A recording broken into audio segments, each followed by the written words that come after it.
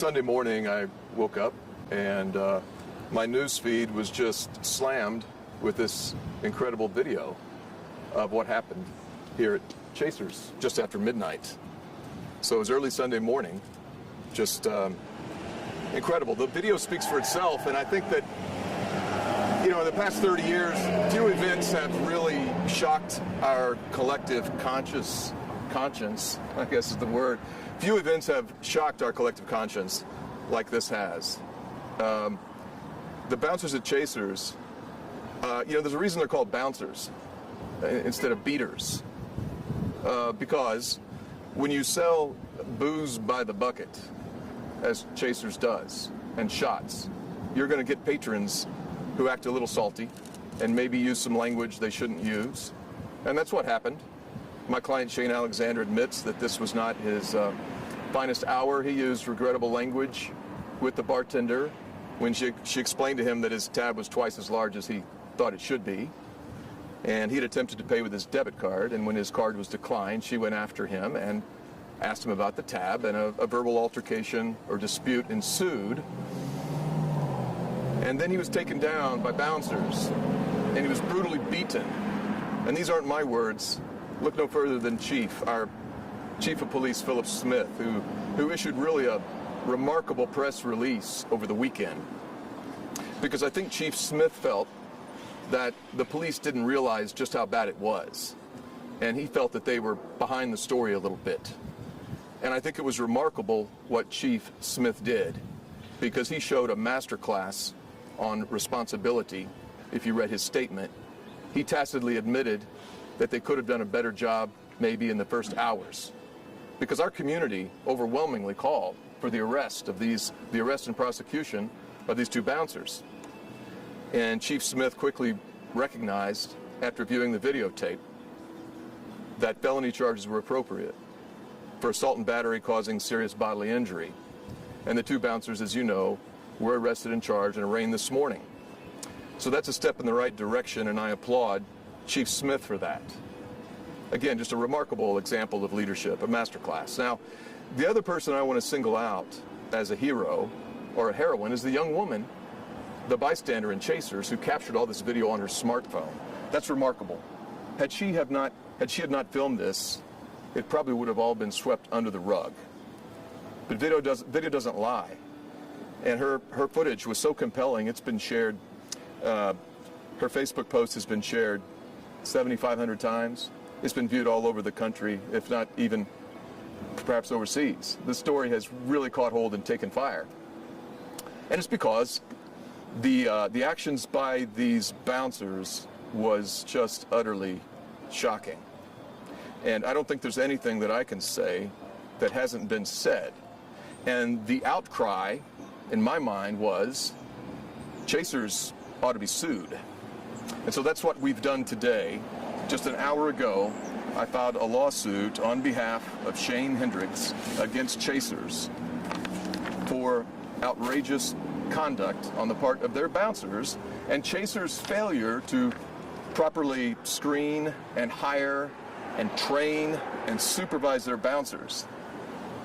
We know nowadays that there are de-escalation techniques that anyone in the position of a bouncer should use, because it's foreseeable that an establishment plies cheap alcohol and drink specials on their patrons around midnight.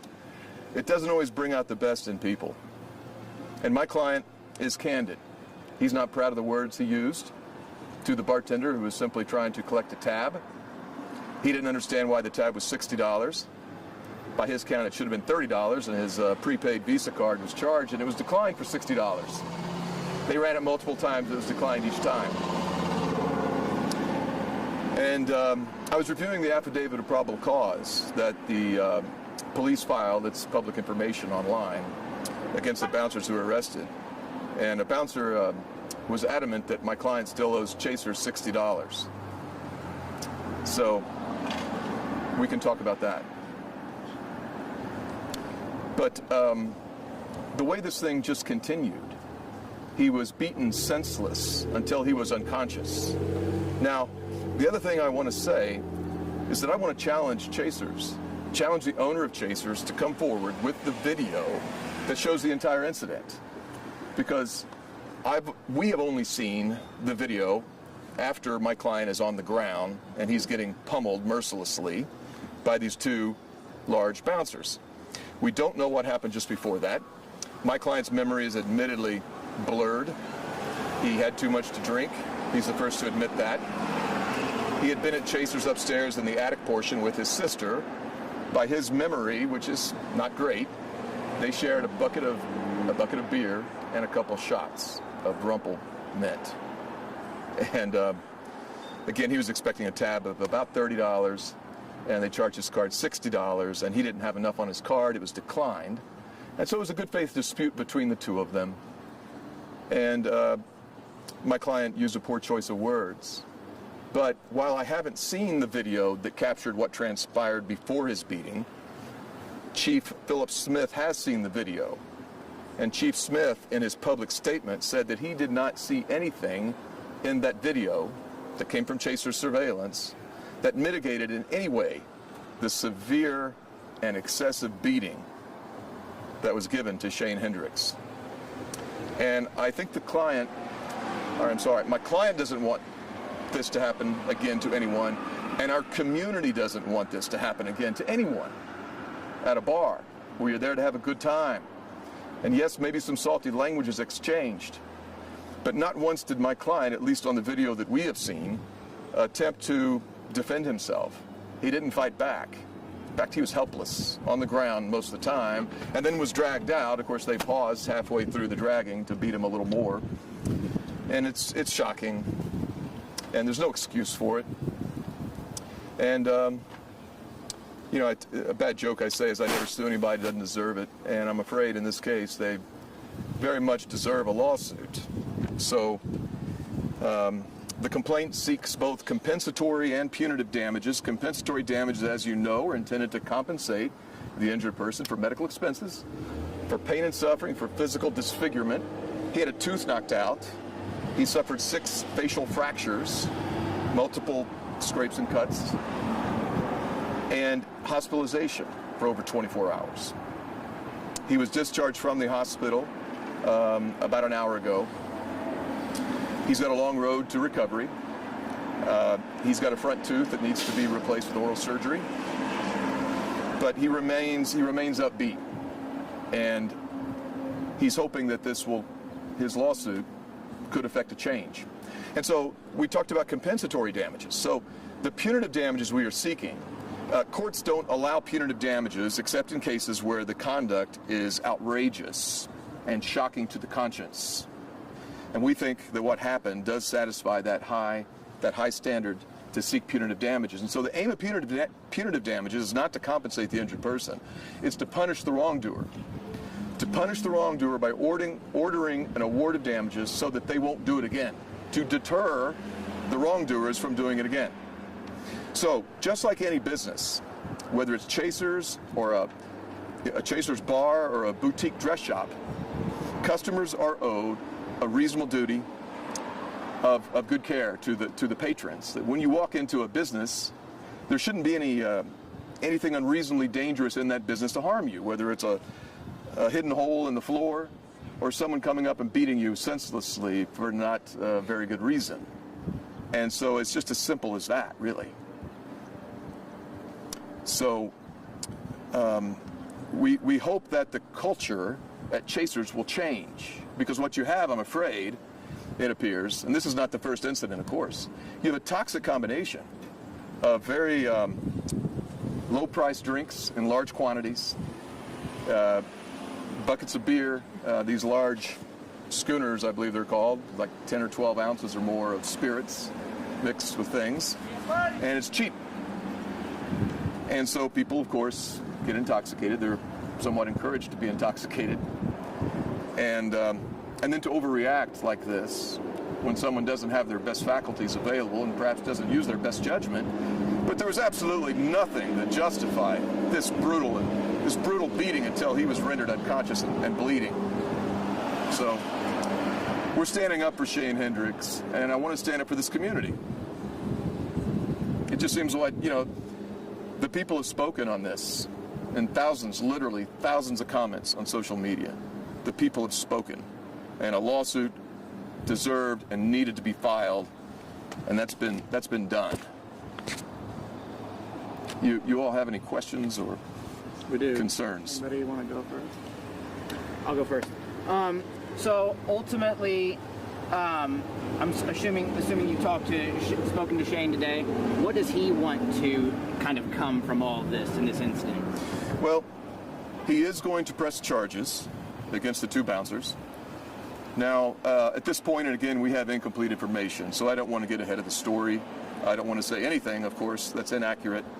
I have no knowledge that either bouncer has any significant criminal history, so I would expect that while they've been charged with felonies, they will probably be able to plea bargain to misdemeanors, which is probably, admittedly, probably fair. Everyone makes mistakes. This is one heck of a mistake. But we think that the criminal justice system does need to play out, and Shane's going to cooperate with the police and the authorities and see that justice is done in the criminal case. Now, in our civil case, the aim is compensation by way of money damages. That's the way injury cases work. That's what we do. And so we did not put a dollar amount in our lawsuit. In Indiana, not many people know this. They always ask, how much are you suing for? Lawyers are actually prohibited in the state of Indiana to put a specific dollar amount in the lawsuit. So usually we ask, and we did ask for a reasonable amount to be determined by a jury. And we have demanded a jury trial at the first available scheduling. And we want to tell Shane's story in court. And again, I think this highlights a problem. This shouldn't happen. Yeah. Two quick things. One, how did you get in touch with Shane? Are you all representing him pro bono in this case? Mm-hmm. And then two, can you speak to, are there any complications with pursuing a civil case simultaneously as the criminal process plays out? You know, how does that work from a scheduling standpoint and legal standpoint? That's a good question. Firstly, I was contacted by the Hendricks family because I've known his father for a number of years. And yeah, he reached out to me Sunday morning, and I met him in the hospital that day.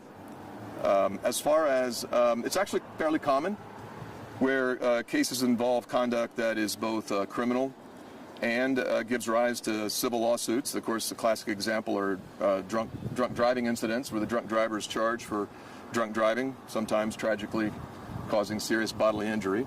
And so a drunk driver can face criminal prosecution by the state of Indiana through the county prosecutor. And also a civil attorney like myself can bring a civil lawsuit seeking money damages. Now, injury lawyers are generally we handle cases on what's called a contingent fee. So we never ask our injured clients, for any money. Instead, we only earn a fee if we win the case. And so when our clients get paid, we get paid. And so that's generally how we handle cases. Any other questions? Anyone? What is the victim's prognosis? Well, he's looking better. You probably saw some photographs were circulated that looked like something out of a horror film. It was not for the faint at heart. He looks quite a bit better. He's missing a front tooth, which that doesn't do anyone any favors. So he's facing oral surgery. He may lose a second tooth, and multiple facial fractures. But miraculously, no surgery has been recommended yet. And also, it appears he managed to escape a serious brain injury. He undoubtedly received a mild concussion, but he's able to talk lucidly. So we are hopeful that there's not going to be any long-term brain damage. As you know, there have been incidents, look, he was beaten to within half an inch of his life. Really, this could have been so much, there could have been a brain bleed, any number of things, that type of beating. And as you know, that has sadly happened before. And so we're hopeful that he can be back to work in a month or so. Now, there's going to be some emotional trauma. Call it what you will, post-traumatic distress. I can't imagine. I don't know. I mean, I've never been beaten like that. I hope none of you have either. I'm assuming that's something that's going to stay with you for a very long time. And I hope I've recommended that he get therapy to deal with that trauma. Forgive me, I didn't have a chance to look through the lawsuit. Right. Just got it right before we got out here. Is there anything in there calling for change within Chasers for the way they handle things? And if not, is there anything you'd like to see them change in regards to how they run their business? Well, when you put certain duties and responsibilities in the hand of persons who are generally quite. You're gonna start that over for me. Yeah. So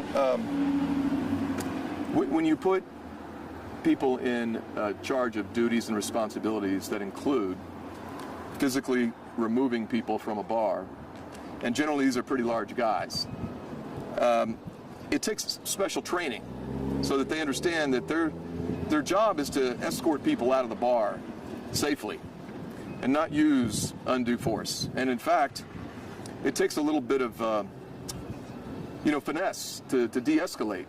And that's where, clearly these guys did not get that training.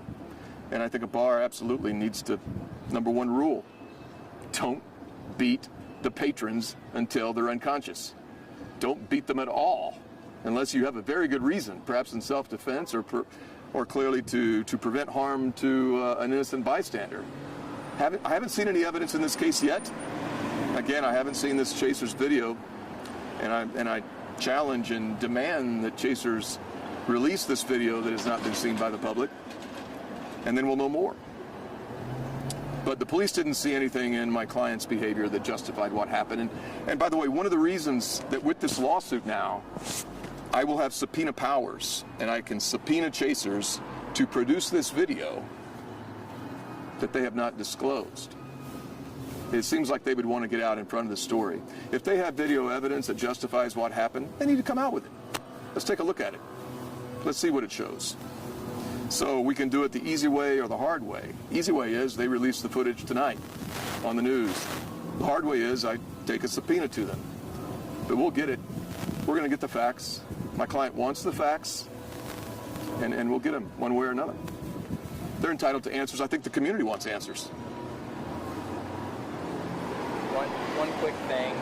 You said you were with Shane at the hospital. Yes. Yes. Do you know how quickly he was contacted by the police after he had spoken to the officer here on scene once he left? Do you know how quickly a detective followed up or how that process got kind of rolling? Yes, well, the officer on the scene, who according to the police department was busy on an unrelated matter outside the bar when this broke out, wasn't aware really of what all happened. But Shane did speak to the on-duty police officer on the sidewalk. I guess he was off duty from official police business, but he was on duty for Chasers, so let me be clear about that. And ultimately my client's fiance drove him to the emergency room where he was then hospitalized. But I'm not really ready to comment on what the police did or didn't do, but again, I think our chief of police did the stand-up thing, and he admitted that they could have handled that perhaps a little better in the early hours, and he took full responsibility for it. And that's a remarkable thing in America these days, so I applaud him for that. I talked to the father yesterday. He said that neither he or Shane had heard from Chasers. Do you know if that's still the case, that they have not reached out to him? I'm not aware of anyone from Chasers reaching out to my client or his family or myself, but that doesn't surprise me, of course. In our legal system, we typically, everyone kind of knows not to talk, right? When a lawsuit's either about to be filed, and now that it's filed, I understand that. I get that. But we'll be talking at one point. We have to put people under oath, of course. But thank goodness this wasn't worse.